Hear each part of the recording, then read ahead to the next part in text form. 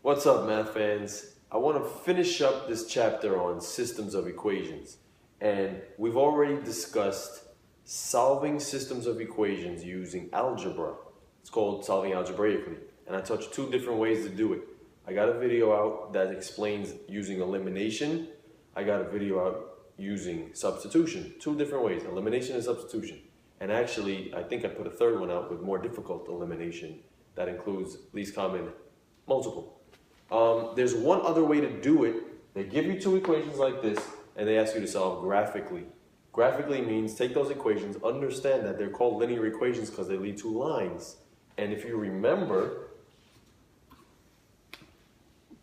linear equation is supposed to look like y equals mx plus b.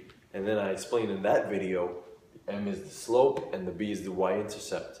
And I use other words. I said starting point, y-intercept also known as the starting point, and slope also known as rise over run.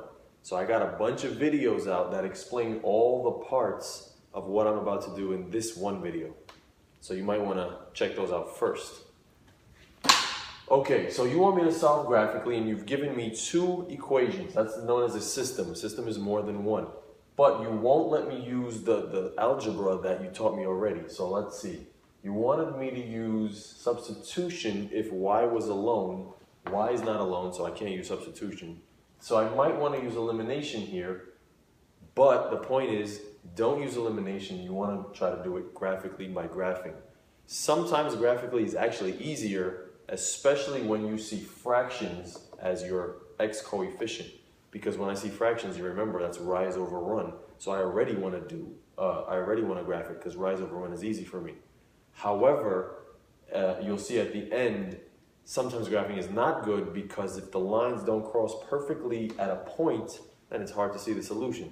So what you need for this video, you could use a graphing calculator, but that kind of defeats the purpose. Definitely need graph paper when you're solving graphically.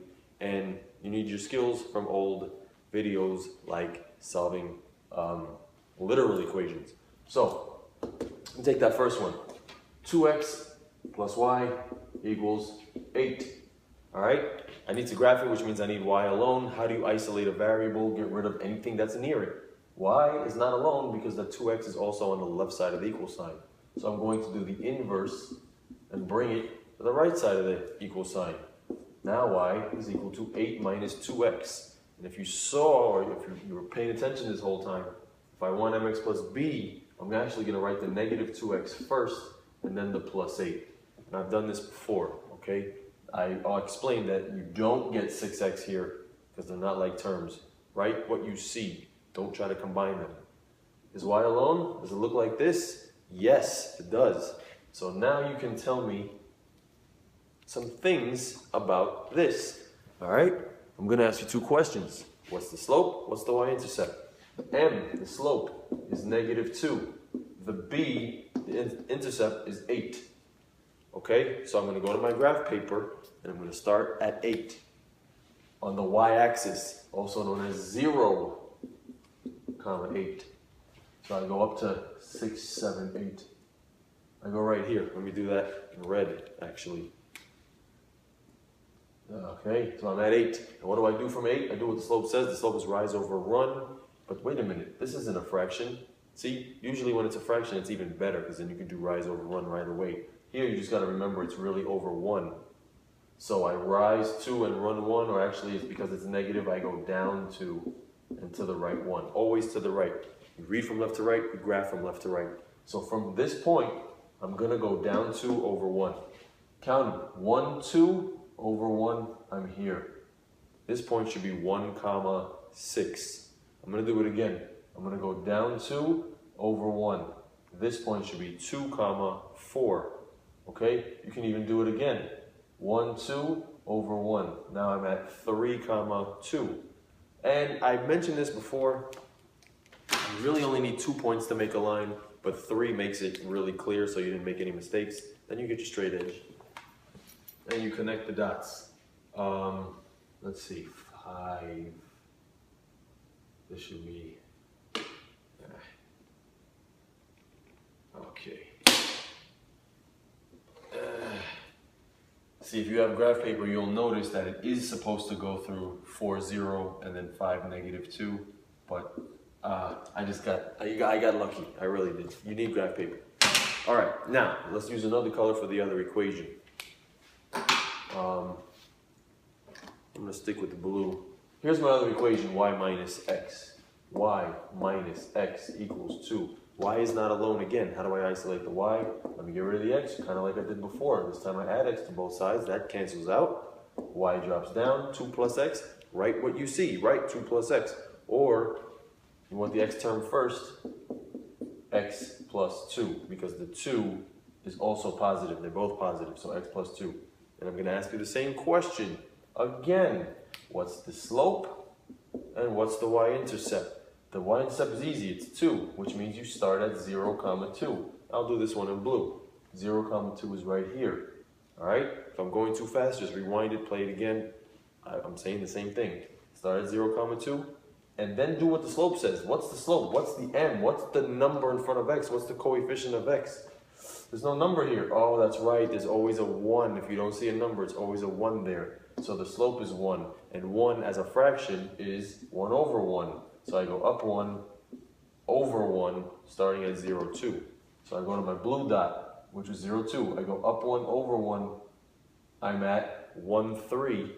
I go up 1, over 1, I'm at 2, 4. Oh man, I just put a blue dot over the red dot. That's annoying, it was in the way. Let me do it again. I'll go up 1, over 1, now I'm at 3, 5. That's way too many dots. Get your straight edge. You're on graph paper, so everything's going to come out perfect and neat. Okay.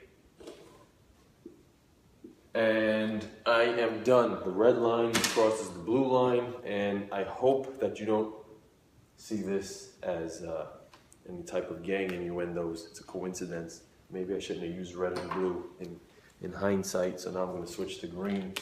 What did you say in the beginning? What's the point of all this? Oh, you said to solve. Do you remember that when you solve a system, the solution is in the form x, comma, y? So I'm looking for a solution, x, comma, y. Where the solution is, I did a video where I said if you draw a line, that's infinite solutions. So the blue line is infinite solutions to that second equation. The red line is infinite solutions to the first equation, but there is only one solution that works for both equations. That's where they crossed over each other. That's when I said, oh man, I put a blue dot on a red dot. That was actually perfect. That was my solution. And you look on your graph paper and you count 1, 2, 1, 2, 3, 4. This point is 2, 4. You'll notice if you rewind, I said 2, 4 when I was making the red line. I said 2, 4 when I was making the blue line.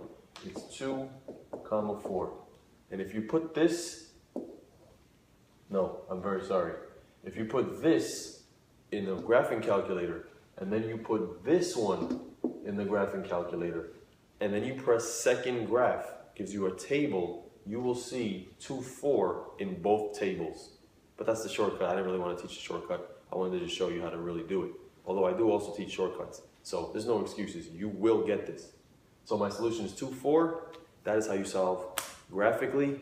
Thanks for watching. Don't forget to subscribe, share, tell your friends, tell your family, call home, email your friends, whatever you got to do.